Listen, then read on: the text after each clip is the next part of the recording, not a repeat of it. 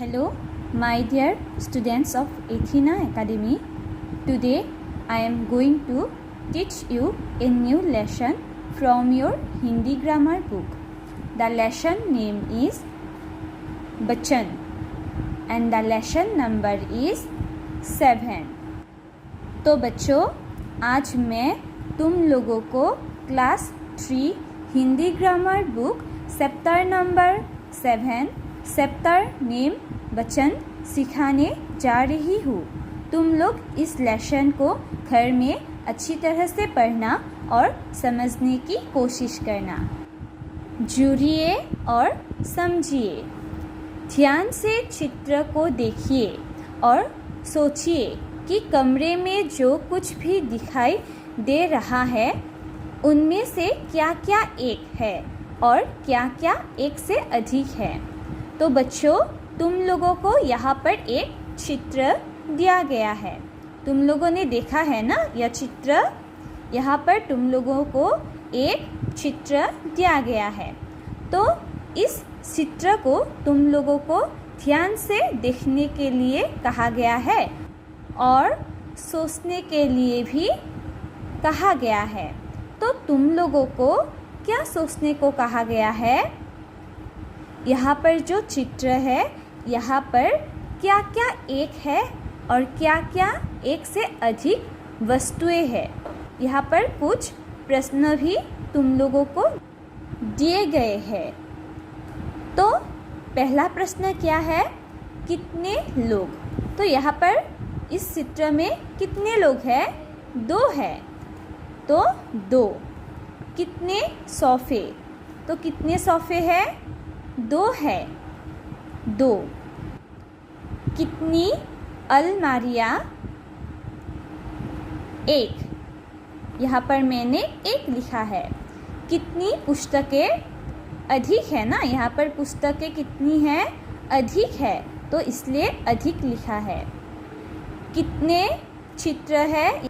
यहाँ पर कितने चित्र है?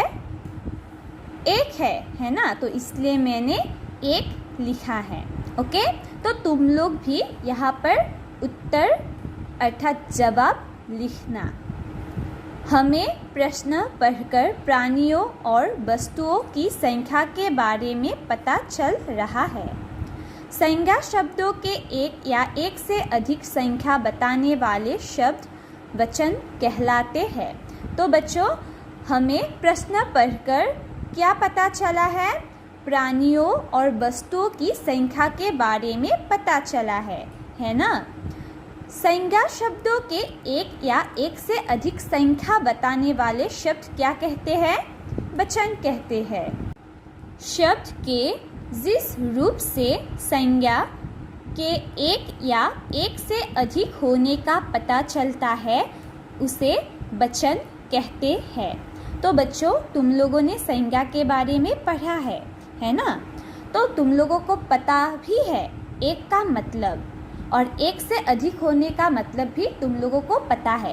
एक मतलब 1 और एक से अधिक मतलब 2, 3, 4, 10 है ना। तो शब्द के जिस रूप से संज्ञा के एक या एक से अधिक मतलब एक से अधिक होने का पता चलता है ना, तो उसे क्या कहते हैं?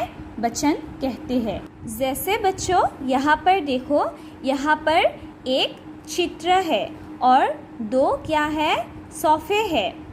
तो यहाँ पर एक और एक से अधिक होने का पता चल रहा है ना। तो इसलिए क्या कहते हैं? उसे वचन कहते हैं। ओके, तुम लोग याद रखना, वचन किसे कहते हैं? शब्द के जिस रूप से संज्ञा के एक या एक से अधिक होने का पता चलता है उसे क्या कहते हैं? वचन कहते हैं। बच्चों, अब यहाँ पर देखो, हिंदी में वचन 2 प्रकार के होते हैं। तो बच्चों, हिंदी में वचन कितने प्रकार के होते हैं? 2 प्रकार के। एक है एकवचन और दूसरा है बहुवचन। ओके, तुम लोग याद रखना, एकवचन और बहुवचन। तो अब हम लोग सीखेंगे एकवचन किसे कहते हैं। एकवचन शब्द के जिस रूप से उसके एक होने का पता चलता है उसे एकवचन कहते हैं, जैसे बस्ता, गेंद आदि।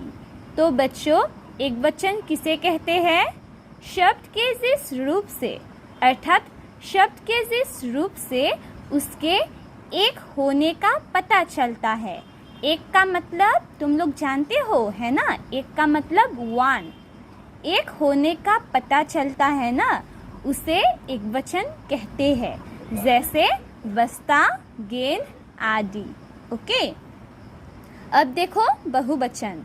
शब्द के जिस रूप से उसके एक से अधिक होने का पता चलता है उसे बहुवचन कहते हैं, जैसे बस्ते, गेंदे आदि। तो बच्चों, बहुवचन किसे कहते हैं? शब्द के जिस रूप से उसके एक से अधिक होने का पता चलता है। एक नहीं, एक से अधिक मतलब 2, 3, 4 आदि। तो बच्चों, तुम लोग याद रखना, एक से अधिक शब्द के जिस रूप से उसके एक से अधिक होने का पता चलता है ना, उसे क्या कहते हैं? बहुवचन कहते हैं, जैसे बस्ते, गेंदे आदि।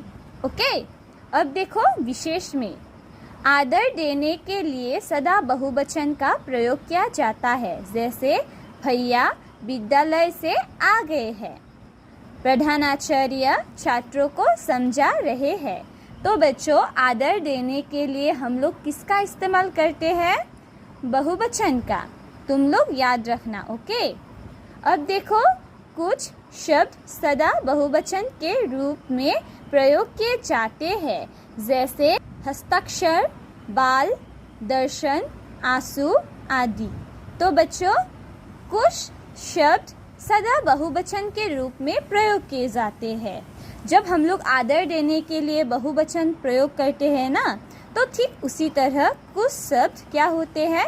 सदा बहुवचन के रूप में ही प्रयोग किए जाते हैं, जैसे यहाँ पर दिया गया है। क्या क्या है? हस्ताक्षर, बाल, दर्शन, आंसू आदि। कुछ शब्द सदा एकवचन के रूप में प्रयोग किए जाते हैं, जैसे जनता, सोना, फिर, पानी, बरसात आदि।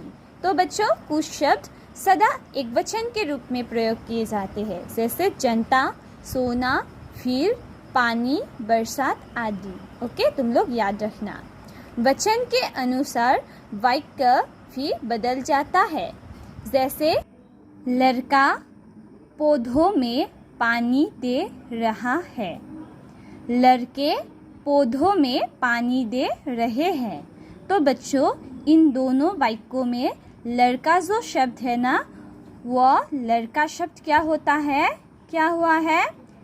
एक का बोध करा रहे हैं, ठीक है। और लड़के शब्द एक नहीं, एक से अधिक मतलब 2, 3 लड़के का बोध करा रहे हैं, ठीक है।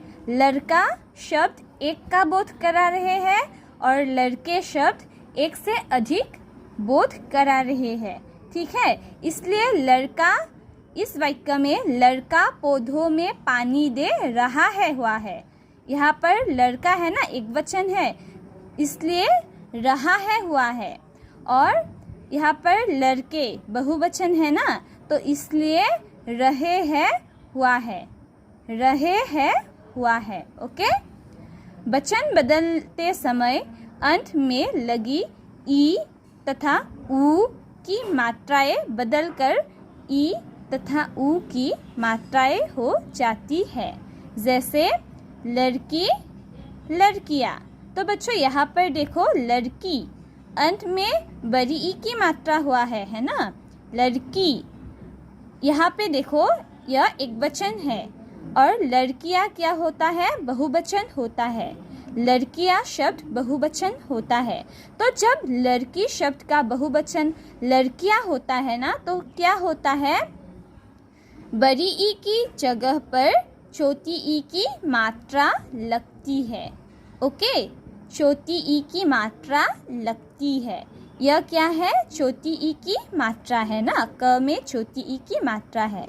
तो लड़की में क में बड़ी ई की मात्रा है और लड़कियां में क में छोटी ई की मात्रा हुआ है ना। तो तुम लोग याद रखना, वचन बदलते समय अंत में लगी ई तथा उ की मात्राएं बदलकर ई तथा उ की मात्राएं हो जाती है। जैसे यहाँ पर लड़की, लड़कियाँ, है ना। आइए जाने कुछ अन्य शब्द। तो बच्चों, अब हम लोगों को यहाँ पर कुछ शब्द दिए गए हैं। एक वचन शब्द और उसका बहुवचन रूप दिया है। तो बच्चों, यहाँ पर क्या है? बच्चा है ना। बच्चा एक वचन शब्द है। बच्चा शब्द का बहुवचन क्या है? बच्चे है। मेला, मेले। लड़का, लड़के। पौधा, पौधे। केला, केले। कपड़ा, कपड़े। रात, रातें। बात, बातें। आँख, आँखें। औरत, औरतें। पेंसिल, पेंसिलें। दुकान, दुकानें। पुस्तक, पुस्तकें। वस्तु, वस्तुएं। बधू, बधुएं। बाला, बालाएं। माला, मालाएं। माता, माताएं। शिक्षिका, शिक्षिकाएं। चारपाई, चारपाइयाँ। दवाई, दवाइयाँ। मिठाई, मिठाइयाँ। पत्ती, पत्तियाँ। मछली, मछलियाँ। रानी, रानियाँ। चिड़िया, चिड़िया। तो बच्चों, जो शब्द एक का बोध करता है ना, उसे एक वचन कहते हैं, और जो शब्द एक से अधिक, एक नहीं एक से अधिक बोध कराते हैं ना, उसे बहुवचन कहते हैं। तो बच्चों, मैंने तुम लोगों को यह लेसन अभी सिखाया है ना। तो तुम लोग इस लेसन को घर में अच्छी तरह से पढ़ना और समझने की कोशिश करना।